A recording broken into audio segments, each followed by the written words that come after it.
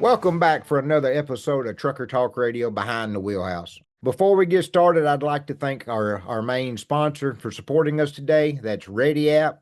Technology continues to reshape transportation in incredible ways, from the driver verification and digital onboarding to fraud prevention and stronger connections between carriers, brokers, and drivers. ReadyApp is proud to be a part of that evolution by help building a more trusted and connected transportation industry through their Driver Verify program and their ReadyApp Passport. So go check them out. That's ready-app.com. My guest today has spent more than 4 decades helping shape one of the most recognizable brands in the transportation industry. Randy Morgan is the president of Comdata North American Trucking and Enterprise Division. And remarkably, he's been with Comdata since 1981. Randy has witnessed and helped lead some of the biggest changes into transportation payment, fleet management, fuel technology, and financial innovation.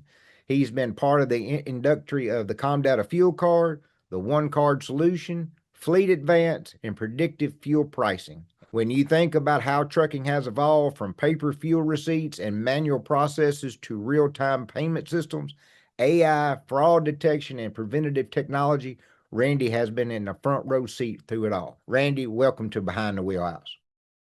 Justin, thanks for all those kind words. I don't know if I can live up to all that, but the only thing I know for sure is the 4+ decades. So it's been my pleasure to work for such a great company and a great industry. But glad to be here and appreciate the opportunity.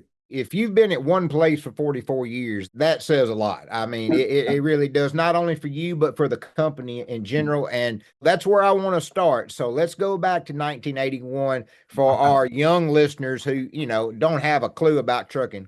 What was the trucking industry like back then?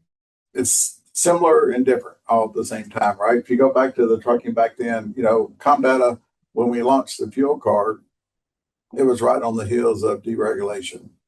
Okay. And so, everything, opportunities create opportunities and that type stuff. And so, you go from an industry that ran regular routes back and forth on a regular basis. All of a sudden, you could go from Nashville to Dallas and Dallas to Salt Lake and Salt Lake back. That never used to happen before. And so, I think the biggest change in the transportation industry was the whole deregulation and the freedom it gave the industry to go out and compete and grow, right, and go where you wanted to. So it really created the over-the-road space, right, to where, a driver used to go out and spend 3 or 4 weeks at a time on the road, and he can see the country while getting paid, right. It was kind of it was a breath of fresh air for a lot of people. I have another show called Drivers First that I bring drivers on, and I'll have some of the old school guys, and they'll talk about how the paperwork and getting loads and how fuel is done, how much it's changed over the years. So it's always great to get that unique perspective.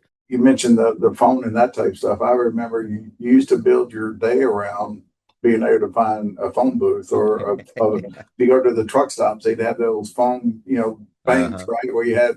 So you wanted to make sure you could go find a spot where you could sit down and make some phone calls and get in touch with people. So, because when you got back in your vehicle, your truck, it was just you, right? Yeah, you were on your own, right? You were on your own. So yeah, that's changed a lot, because that's the one thing I hear all the time from truck drivers. The brokers won't leave me alone. They're calling me every 20 minutes. I'm like, yeah, it had been back in the good old days, they would have never bothered you. They couldn't, right? Right, exactly. Well, like I was telling you before we got started, I've used Comdata's products for a long time. I used to be an agent, had about 40 or 50 owner operators, and our company had your fuel card, so our drivers were able to use it, get discounts at the different truck stops, and we were able to use it as an agent as well. And I like that program. That's how I got paid from the carrier for myself. And then if I needed to send a little money to the driver for a repair, I could send him $50, couple $100, and then they were able, I think, to get like $25 a day off of it for whatever. And it streamlined everything very well. And also I was able to get paid, as I said, and then I could go on the app. I can divvy up my money where I need it to go. It's a great product for that. What else does Comdata do? Because that's really, to be honest, is what I know is that part. But are there other divisions or parts that are used? I want to make sure our audience gets all that.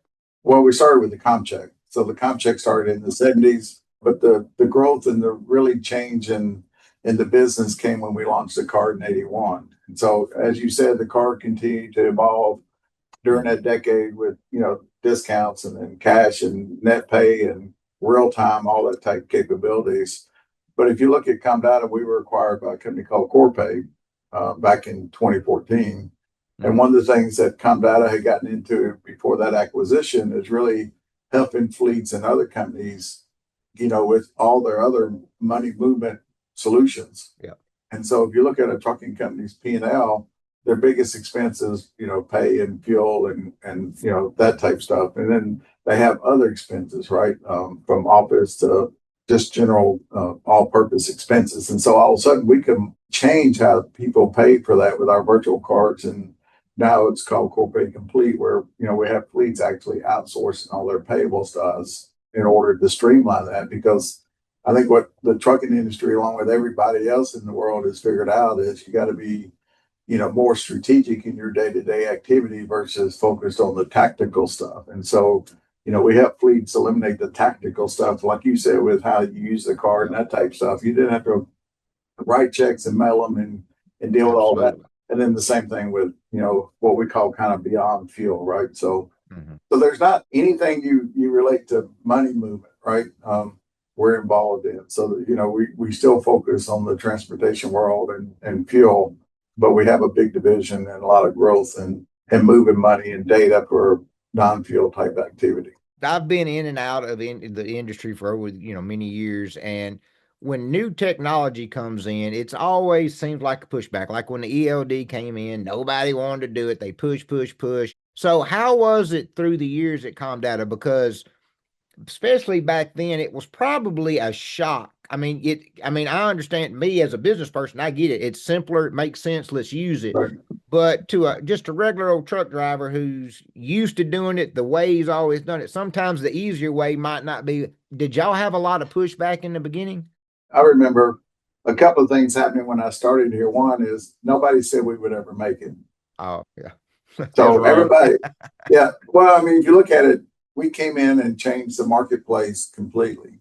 So we were the first ones to introduce a universally accepted cash card to the marketplace. And what came with that was daily invoicing and daily pay. And then this thing also called transaction fee. And so what was in the market prior to that was either fleets gave drivers cash or they used a credit card. Credit card came with float, and cash, of course, was free to hand out, right? You had no management tool, but it didn't cost you a transaction fee to hand out. So I just remember everybody saying you won't never make it because fleets aren't going to pay you every day. Fleets aren't going to pay transaction fees, but they couldn't overcome the fact that we had universal acceptance. We had real-time data back in transaction processing back in 81. It was probably 2 years before we had really a competitive card where somebody realized that this thing has stickiness, right? From that standpoint. So I went from that phenomenon, to the fact I remember telling she's my wife now, but she was my friend or girlfriend back then, that, this is a pretty good gig, but it will only last a couple of years because, about everybody we were seeing, we were selling because the solution was so phenomenal. Transportation or trucking is kind of a niche business, right? So I envision that, we're going to run out of people to go sell at some point, right? So, I mean, but that was 44 years ago, and we're still here, obviously. But I just remember those two things, and people, everywhere you went, you were going to fail, right? The industry is not going to adopt it. And then just the fact that it was so successful that you may run out of people that needed your product or solution. I remember when I was about 20 years old, I worked for the family lumber business, and I was tired of working for the family. Working for your father's not easy at all, not mine anyway. And so I started my own exotic lumber business online. This was back in right at the 1999, 2000. I started on eBay. I was like the first person on eBay to really sell lumber. And my mother looked at me and told me that I was crazy and I'd starve to death. And I took care of her during the divorce. So, I kind of throw that in her face all the time. And I mean, I could see in the beginning where it might have been, a struggle. But I mean, now with how the world works, where would we be without Comdata? I mean, it would just be terrible. Looking back over your life and your career, that's one thing that you're just proud of is the fact that, that you actually helped shape or form a marketplace. There was not a, Right. there wouldn't be any other cars if we hadn't actually got into it and at least built a foundation or created the space, right? Absolutely. And then you give a lot of kudos to Mr. Harder and Alan Abrams and all those people that started the business, right? That had that foresight that, took their own risk. But we love the industry. We love the drivers, right? And I just don't know if people appreciate how much, effort and how focused the company's been on not only the fleet experience, but as more importantly, the driver experience. I don't know if a lot of drivers understand. Y'all have buying power. They're not ever going to get the discounts at the pump that they're not going to get through y'all. Because especially these small 1 to 3 owner operators that they have no market share. They can't go to Love's and go, hey, I demand X off the pump. They're just not going to get that. And really, there's not a lot of products out there, in my opinion, that really do justice for the driver. The driver is the last part of this whole process, and they shouldn't be. We're not perfect. We make mistakes, and I know people that are probably listening may have been involved in some of those mishaps, but I just know that there's been 110% energy and effort to try not to create those mistakes and service the driver. We know who butters the bread, so to speak, to put it mildly. We sit here in 44 years of that place has never closed, right? It's a 24/7 shop. And so I remember being called into the office when there's tornadoes and all that other stuff happening around because you need to figure out how to answer the phone. But that was the culture that was built into the place when we started. There's people that have been here, as long as I have, right? 20, 30 years. And so I remember when I came in from the road and, I was dating my wife at the time, and she was a supervisor in the call center here at Comdata. If the phone was ringing, you didn't get to go home. It didn't matter what your hours were, right? The most important thing was make sure we could service that driver in that fleet and answer the phone. And if you didn't want to do that, then just you don't have to work here, right? You just don't show up. And that's who we are and still who we are today. Comdata has introduced, several products over the, last couple of years, and, you're steadily, fundamentally changing the transportation industry. Let's talk about the OneCard Solution. What's made that product such a turning point?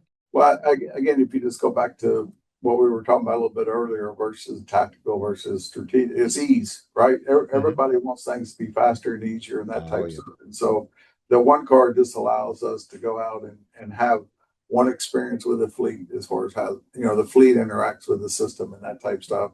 It's also easier for the driver because they don't have to use a green card or red card or this card for this expense and that. So let the system do the work behind the scenes.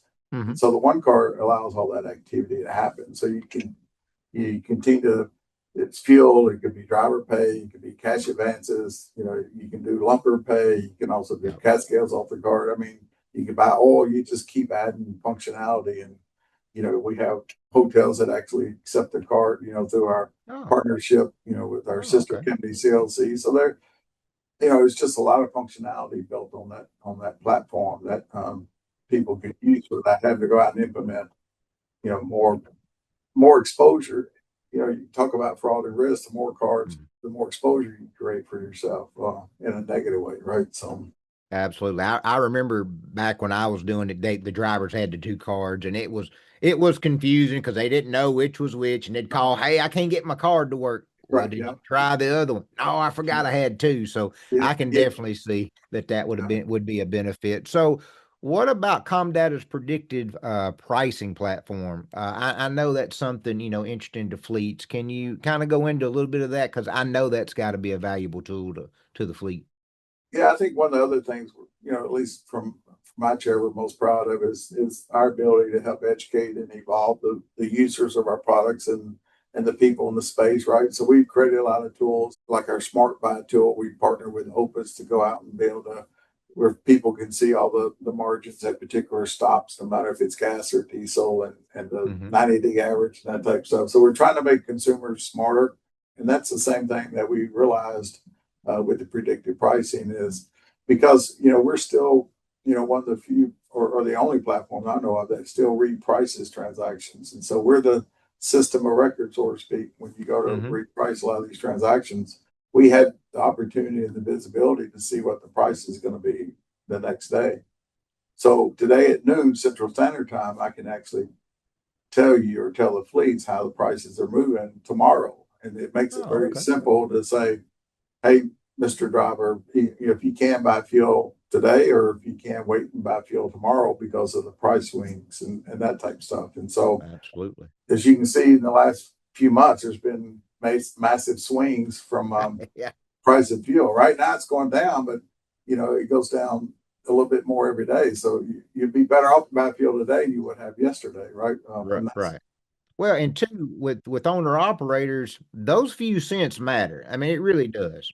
This whole industry, I don't know, people appreciate it, but I mean, tenths of a cent matter, right? I mean, yes, it's a huge absolutely. effect. So using our technology and skill set to pass the information on to them so they can actually run their fleet more efficiently. And more importantly, we want everybody to be here and grow and get bigger and stronger tomorrow, right? It benefits our company too. Absolutely. Yeah. I know fleets have got to appreciate that. So I want to go back again to the beginning. Fraud is all you hear about now. It's hardly ever to hear anything good about the industry right now. It's just fraud, or driver this, driver that. So from the time you started, which there might have been a few little scandal frauds, but nothing major. But how has that progressed over your transportation lifetime? Because now it's just unbearably rapid of just something all the time. It's scary, right? And because you got people that, you got people across the globe that are doing this for a living. I mean, they wake up trying to figure out how to get in our back pocket, so to speak, right?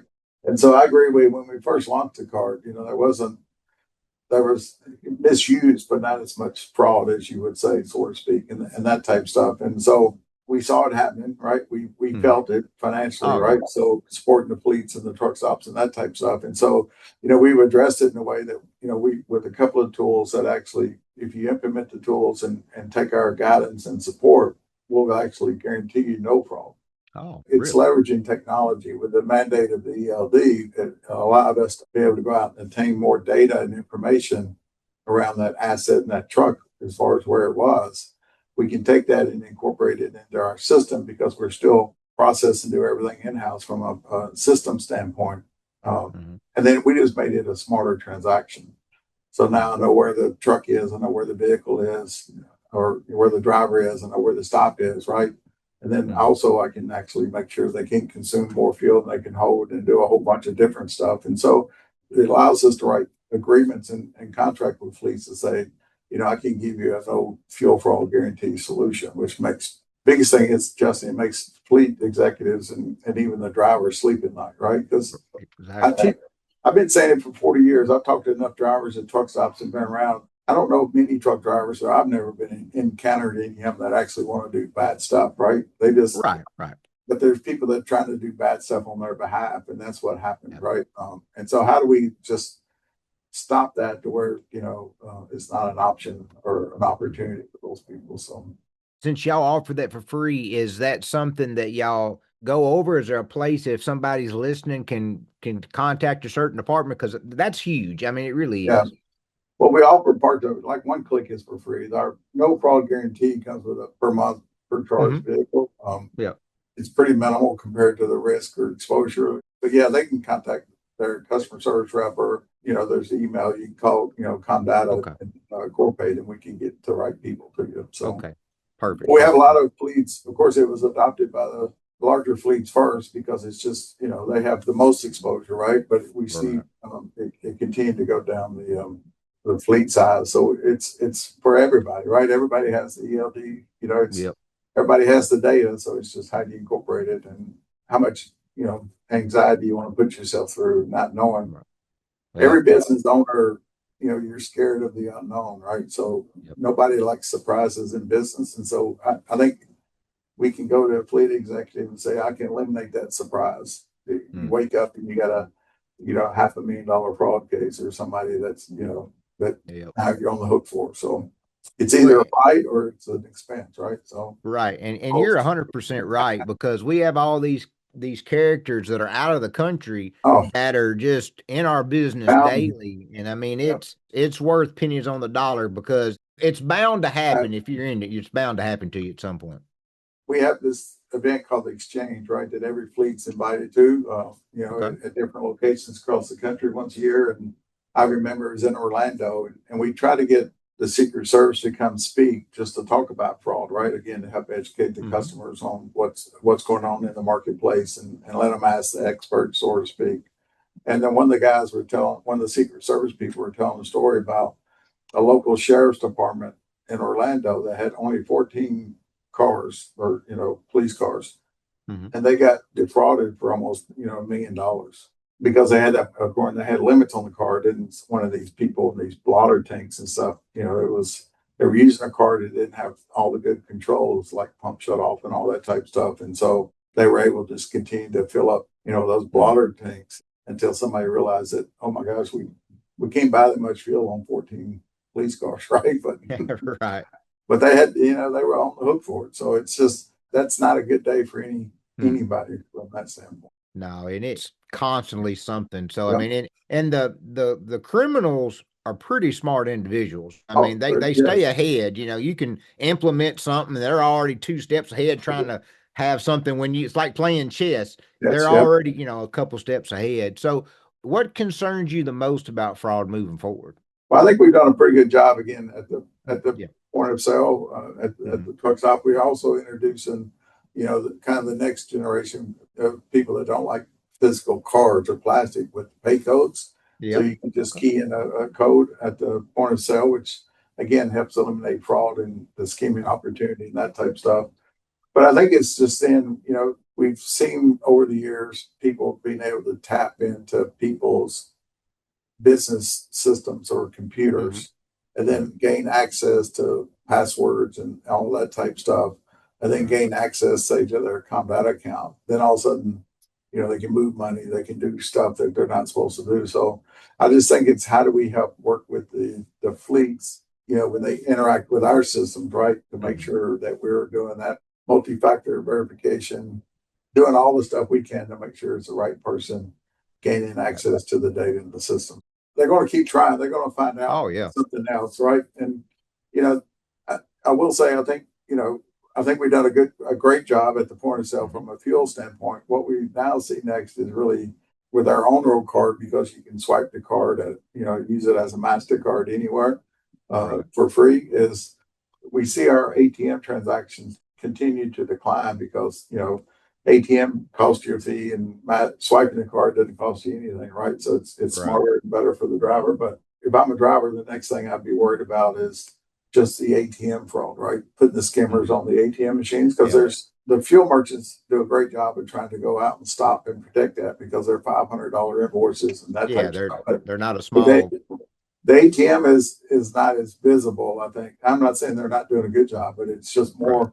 There's more networks. It's not as, it's just a whole lot more exposure, I think, from an ATM perspective for the driver, that because all the focus has been on fuel, right? That's what you hear mostly about. So if I'm a driver, just be careful when you put your card in at an ATM, right? No, and that makes good sense because they're not monitored. There's not somebody walking around it every couple hours, looking at it, right? Most definitely. So with everything going on in the industry, with verification is now becoming such a hot topic because of the Supreme Court stuff. And one thing that my sponsor ReadyApp does is driver verification, and it's all based on the driver giving permission to do it. How important do you think, maybe even on y'all's part of the industry, that having some type of driver verification can help fraud? Because there's a couple of reasons why I asked that. One is I think the drivers got to get more involved than the carrier, because it's a lot of times the drivers get the bad rap of when it's all said and done, when it's fraud. And then with all the bad actors that we have driving trucks, the good truck drivers have got to figure out a way to stand out. And we've got ways, they've got ways at ReadyApp to show, you're a top tier driver versus a driver that might be new or got a lot of violations. But do you see a play in the world where drivers have to start trying to verify themselves a little bit better?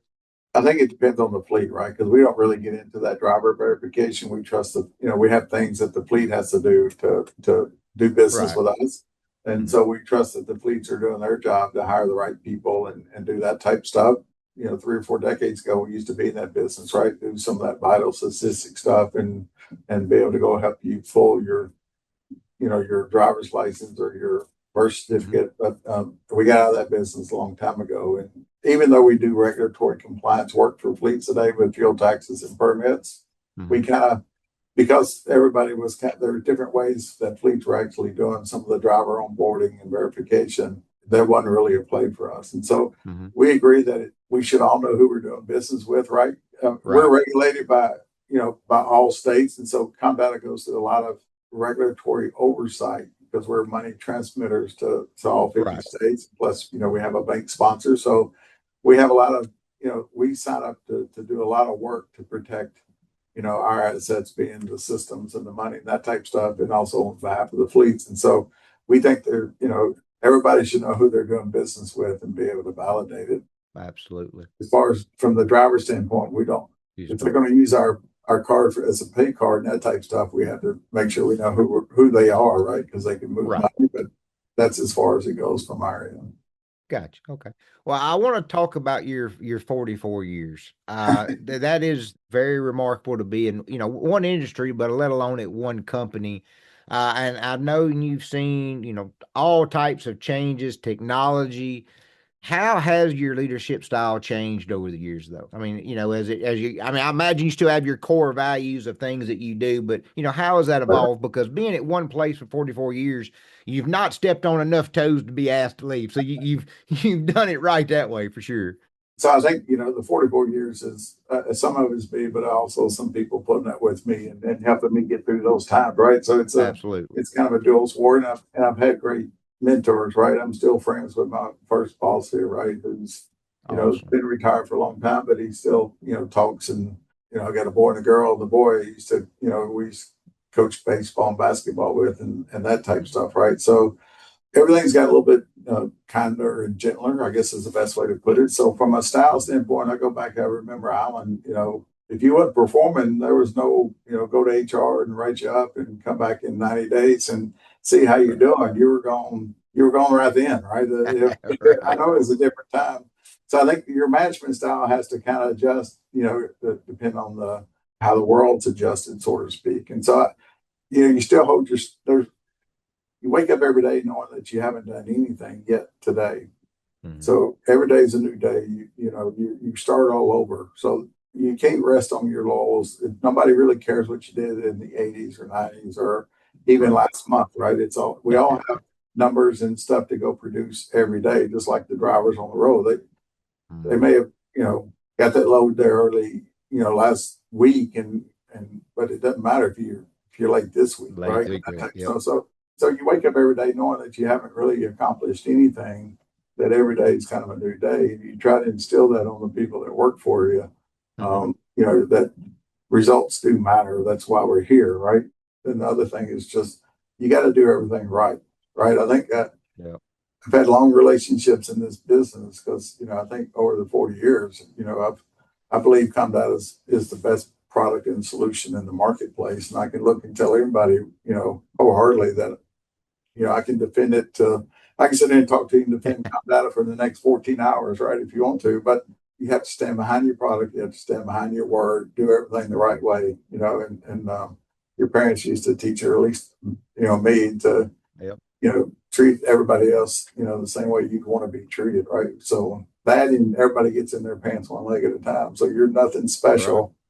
Right. You're I'm just another Joe trying to go about and make a number and make a living, right? So I think that's what you just enjoy it, and knowing that every day is a new day and new challenges and opportunities. So it's funny you bring that up. I mean, that simple stuff that our parents teach you. A lot of people don't go by that, but I mean, it's simple and it works. Just treat fair, and then the comment about you're right. Everybody puts their pants on the same. Nobody.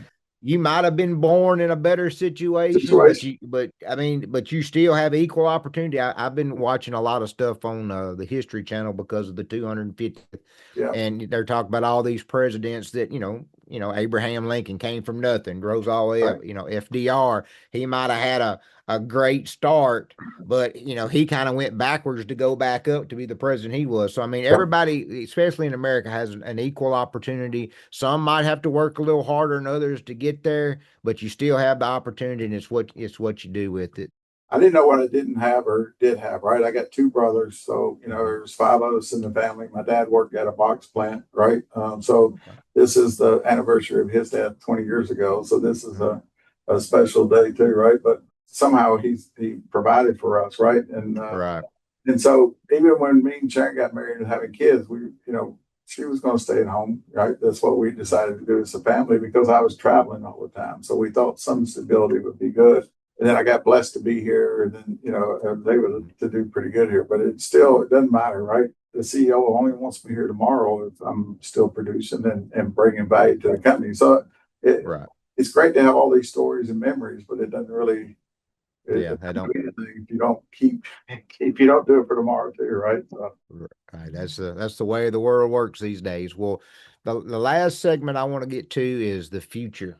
Every couple years, there's probably a dramatic shift in what's new, what's coming, what's developable. But the big thing now is AI. I mean, we hear about AI, autonomous trucks, Chat GBT, Gronk, yep. Claude. I mean, all these different things that we didn't have growing up, and it's making kids smarter. In my opinion, it's probably making them a little bit lazier because they Yeah. don't have to do the grunt work. But It's like Game Boy did, right? So yeah, exactly, exactly. But how much has AI reshaped fleet management already?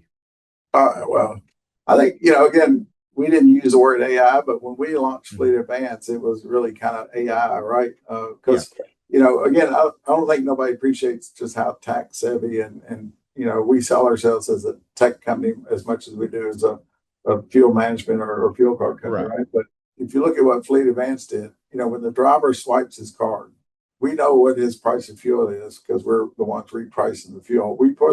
Plus we know where all the other locations around him, what his net price would be at that same time.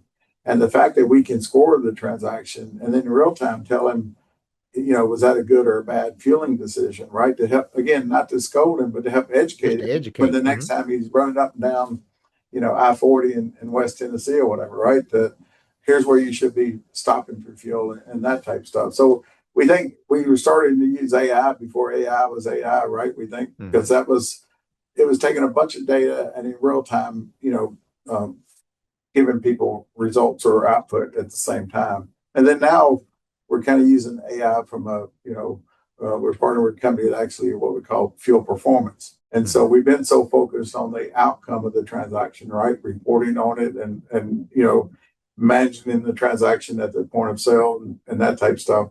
To where now we're helping fleets focus on the consumption of the fuel. So again, we have all this data out there. So how do you use this data to make people, the drivers and the fleet people, better consumers and smarter? More So efficient. we're trying to do this leveraging AI with communication and messaging and that type of stuff. And so I don't know if I'm worried about AI. You have to worry about AI. I watched a little bit of the news this morning. It has a tendency, it can make people lazy. We grew up, we had encyclopedias at our house that you had to go out and do You can research read. for. Yeah. Now you have the internet, you can just Google it, right? Now you have AI, they can actually just write you the paper. So it's Yeah, kind of that, that evolution. It makes us all smarter than we probably really are. You're right. I mean, absolutely. I Yeah. Yeah. used AI yesterday to go do some research, right? That hmm instead of taking me maybe an hour to go do, I did in 10 minutes, right? 10 minutes. Yeah. I mean, it's You keep asking questions and it keeps getting deeper and deeper in the answers. And so I think there's good parts to it. I think people will adapt to it in different ways and different markets and that type of stuff. But I think the future of the fleet industry, as far as what we're talking about, I don't know if we'll ever see the autonomous trucks, in a yeah. big way while I'm still around, right? Or the alternative energy and the big trucks become the dominant commodity either. But I do think, the telephone or the cell phone has changed our lives forever, right? Everybody Yes. walking around, consumed with this little computer in their hand. And so even with us, using pay codes now, you don't need the card. You see the tap to pay. We use it as consumers at gas stations and restaurants and that type of stuff. So you can actually see that happening in the transportation world at the high speed diesel locations and all that type of stuff. So I really think just how we interact with each other, as far as what form factor we use to go make transactions and move money and stuff will change. So it could be the trucks actually, like if you look at EV, it's the vehicles making the transaction, not the card or anything. So it could be that the truck manufacturers start to leverage and do some of that type of stuff. It's exciting. It's always scary. Change is always scary, but it's exciting too. But we always seem to continue. You go back, you have the 4 things you got to go do right every day, and you figure it out. So. That's right. Well, my last question, I don't get to talk to very many people that's ever been at one place 44 years. What is the one thing that you're most proud of that you've helped accomplish at Comdata? Well, I mean, this is, you have the personal side, right? Which is, me and my wife were married 37 years a couple of weeks ago, right? That was, it took me 6 years to close the deal. So, but it finally happened. We got, 2 great kids that, we have great relationships with, and we have great relationships with the family. So that's, but I think from a business standpoint, I had the opportunity by one of the leaders here, Gary Crow, who was very, I think had a great vision about Comdata back in the mid-90s, right? And if you look at Comdata in the mid-90s, we were trucking company focused, right? That's all we did was trucking companies. We had the fuel card, we had a big regulatory compliance business, we had the hardware business with Trendar and that type of stuff. And so he just knew at some point we had so many great assets, helping fleets manage their biggest expense being fuel and that type of stuff, that we should take this to different marketplaces. And he wanted to get into what he called the local fueling market, right? And so he tagged me for whatever reason to go out and figure out, is there a way that Comdata can play in this local fueling market? Because, we're based here in Nashville or Brentwood, Tennessee, and Bell South is big here. Bell South used to call Comdata about once a year and saying, hey, can you not service us? Can you not service us? Because they didn't really have a good solution for all their vans running around town, right? And so he bought a little company down in Naples, Florida. I went down there and spent probably 6 months, and then spent 6 months interviewing fleets and doing that type of stuff. And I came back and I told Gary, I said, Gary, we just need to shut that place down, because the guy that's buying 10 gallons of gasoline or 20 gallons of gasoline at a time wants the same thing that the trucking companies are buying 100 gallons at a time. Right. We'll be able to control the driver and what happens at the point of sale of the transaction, and they want to be able to manage or reduce their fuel expenses. And so what we did, Justin, is we went out and partnered with MasterCard, who's been a great partner since that time. And then in February of 2000, we launched what we call the Comdata MasterCard. And what we did is we laid MasterCard acceptance on top of our Comdata proprietary platform. So it gives the fleets the best of both worlds. So if you look at a UPS or Coca-Cola or Amazon or somebody, they have people that need to buy gas, right? That deliver packages to our homes. They also have people that need to buy diesel from a high flow diesel truck stop. And so now it opens us the opportunity to go service a marketplace that in 95 we didn't have the opportunity to service. And today it's really what it has become our CorpPay business. So when I talked earlier around Beyond Fuel, we've taken that same concept and program and just took in the MasterCard acceptance and gone beyond fuel from that standpoint. So if you go back and look at, there's a lot of things I'm proud of, right? Just the relationships you make and the people you work with and all that type of stuff. But it's as far as something that you had a white piece of paper and somebody said, go do this. And if you fail, I'm not going to fire you, but don't fail. Right. That was it, because at the time at Comdata, you couldn't get nobody to follow you because it was so outside of our culture to go do anything outside of trucking. Right. So I just remember when I was trying to go recruit people to come work for me, right, to get this thing started, it was like, I might as well have 3 eyes, right? It was like, you're not sane. But it's turned out to be a great solution. It's really it also helps us on the over the road side with the on-road card, right? So we kind of use those same capabilities. And so, but besides that, and just, the fact to be able to stay here and work for so many good people, it's such a great industry, right? I just, every time we hire somebody and I get a chance to meet them and and work with them. I kind of warn them that, you know, you can check in, but you can't check out, right? The transportation or the trucking industry is kind of like Hotel California. You know, you're once you get into it, there's so many good people, everybody trying to do the right thing. Everybody works really hard, and you hope the industry embraces you, and you just, you know, you want to embrace them back. And it's hard not to love what you do, right? Yeah, and and what people don't understand, this is such an important industry. It Oh, might be the most important industry in I agree. America. Yes, yes. And you know, the common American has no clue. No, Of that was my biggest aha moment. I think when I was 27 years old and I started, you know, 21 or whatever, and I started here, right? So 22. And so, you know, I knew a truck as a truck, right? Just like I drove a car as a car.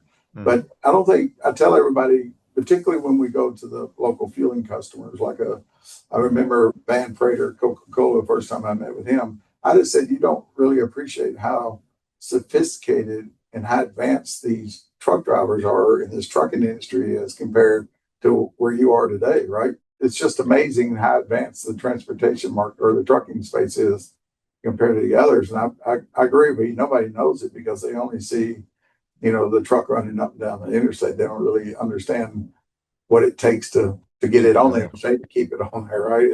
It's remarkable. Absolutely, it is.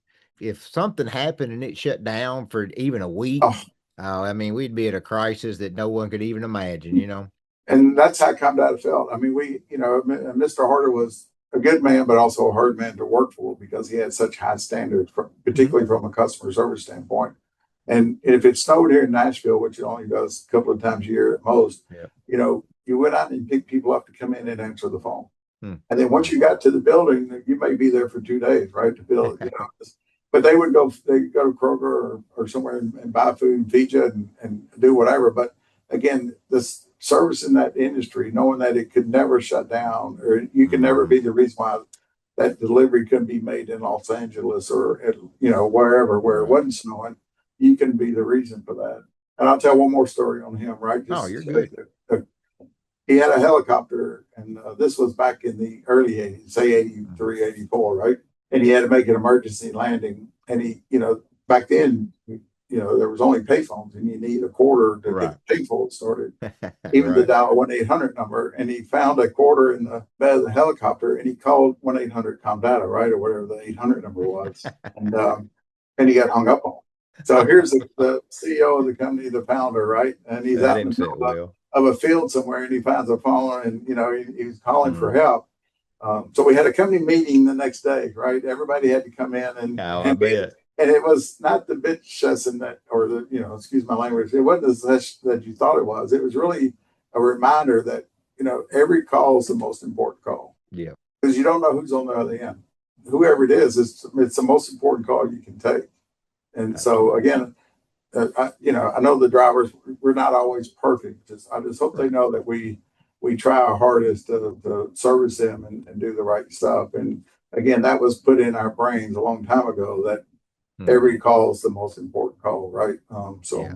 I like that motto. And for the people listening, I only live about 2.5 hours from you, so you are right about the snow. And people down here cannot drive in snow. No. I mean, it's ridiculous. And I'm maybe not the most perfect, but I can get out on the road when I need to. But you get on I-40 or something, and it's a nightmare. The best and worst thing ever happened to us was front wheel drive, because then you can move, right? I mean, you don't know what to do, but you can move. But I remember being in Milwaukee one time, and I thought we can drive in the South on snow, but I got on I-90 in Milwaukee when it was snowing, and there was more wrecks because they were still doing 65 like it was sunny, right? And then, right. But, well, Randy, I really appreciate you taking the time. I enjoyed the conversation. I enjoyed the perspective that you've had over this, you know, 4 generations in the industry.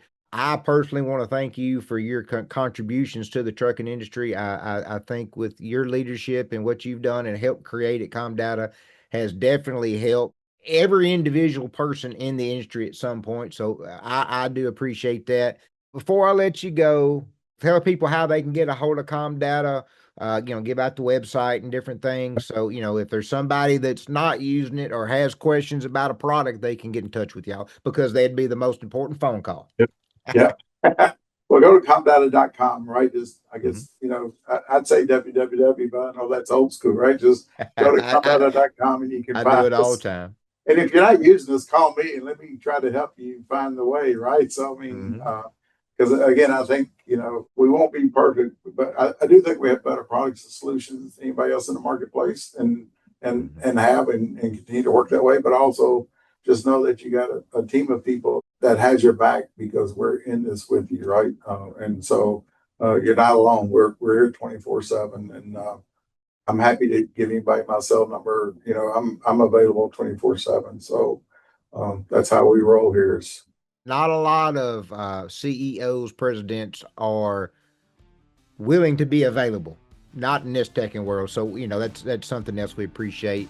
Yeah. Well, Randy, again, thank you so much. It's been an awesome pleasure of mine to have you on my show today. Everybody, thank you for tuning in to another episode of Trucker Talk Radio Behind the Wheelhouse. And everybody have a blessed day. And thank you again for listening.